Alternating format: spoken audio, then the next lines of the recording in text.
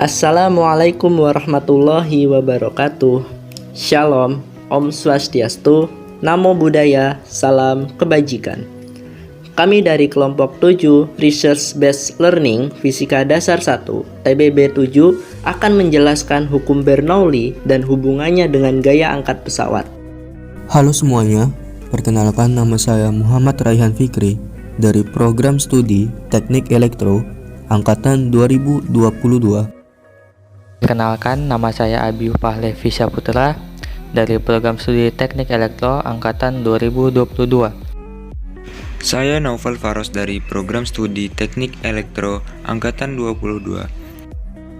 Perkenalkan, nama saya Fredon Rio Valentino Mandelang dari Prodi Teknik Elektro Angkatan 2022. Perkenalkan, nama saya Raffi Fadillah Akbar dengan NIM 122130057 dari program studi Teknik Elektro Angkatan 2022. Perkenalkan, nama saya Hadi Mustaqim dari program studi Teknik Fisika Angkatan 2022. Apa itu hukum Bernoulli? Hukum Bernoulli ialah suatu hukum yang dapat digunakan untuk menjelaskan gejala yang berhubungan dengan gerakan zat alir melalui suatu penampang pipa. Hukum Bernoulli dapat dicontohkan pada sebuah pipa. Jika terdapat aliran fluida pada suatu pipa yang luas penampang dan ketinggiannya tidak sama. Hukum Bernoulli ditemukan oleh seorang fisikawan dan matematikawan asal Swiss atau Belanda yang bernama Daniel Bernoulli pada sekitar tahun 1700-an. Hukum Bernoulli merupakan sebuah hukum yang menjelaskan besar kecilnya tekanan dari fluida bergerak seperti halnya udara dan akan berkurang ketika fluida tersebut bergerak lebih cepat. Hukum Bernoulli sendiri berbunyi yang menyatakan bahwa kenaikan kecepatan aliran dari fluida mampu menyebabkan adanya penurunan tekanan fluida secara bersamaan, atau juga bisa diartikan dengan menurunnya energi potensial fluida tersebut. Alat dan bahan yang harus kita persiapkan untuk membuat model pesawat yaitu yang pertama ada gunting, pisau cutter, penggaris, dan spidol hitam. Kemudian bahan yang kita butuhkan adalah styrofoam dan selotip bening.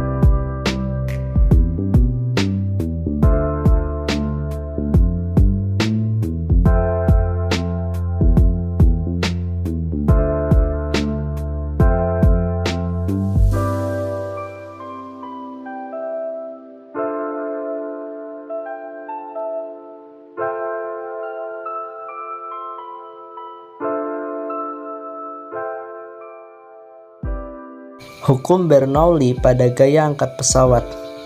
Pesawat dapat terbang karena terdapat gaya angkat dan gaya dorong. Gaya angkat terbentuk karena adanya perbedaan tekanan udara di bawah dan di atas sayap. Perbedaan ini terjadi karena bentuk sayap pesawat. Bentuk sayap pesawat pada bagian depan dirancang melengkung ke atas agar udara dari bawah mengalir berdesakan di bagian atas. Akibatnya, laju udara di bagian atas sayap pesawat menjadi meningkat. Sesuai hukum Bernoulli, laju udara yang meningkat akan membuat tekanan udara menjadi kecil, sedangkan pada bagian bawah sayap pesawat, kelajuan udara lebih rendah karena udara tidak berdesakan dan tekanan udaranya lebih besar.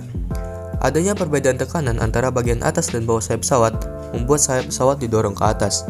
Gaya angkat sayap pesawat selanjutnya dapat mengangkat badan pesawat sehingga pesawat dapat terbang pada ketinggian. Selanjutnya, gaya-gaya yang bekerja pada pesawat. Pertama yaitu ada gaya berat atau weight, yaitu gaya yang didapat dari penjumlahan berat pesawat dan berat muatan pesawat itu sendiri. Weight merupakan vektor yang mengarah vertikal ke bawah melalui center of gravity dari pesawat. Kemudian ada gaya dorong atau thrust, yaitu gaya yang dihasilkan oleh power plant. Gaya ini berlawanan dengan gaya hambat, dan secara umum gaya ini beraksi paralel dengan sumbu longitudinal. Kemudian ada gaya angkat atau lift, yaitu gaya yang dihasilkan oleh efek dinamis dari udara dan beraksi tegak lurus terhadap angin relatif melalui center of pressure dari sayap. Kemudian ada gaya hambat atau drag, yaitu gaya ke belakang disebabkan oleh gangguan aliran udara oleh sayap, fuselage, dan objek-objek lain. Oke, selanjutnya kita masuk ke rumus.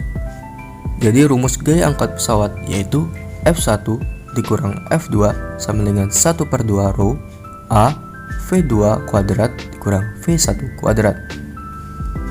Keterangan V1 dikurang V2 yaitu resultan gaya angkat pesawat terbang dengan satuan internasional Newton.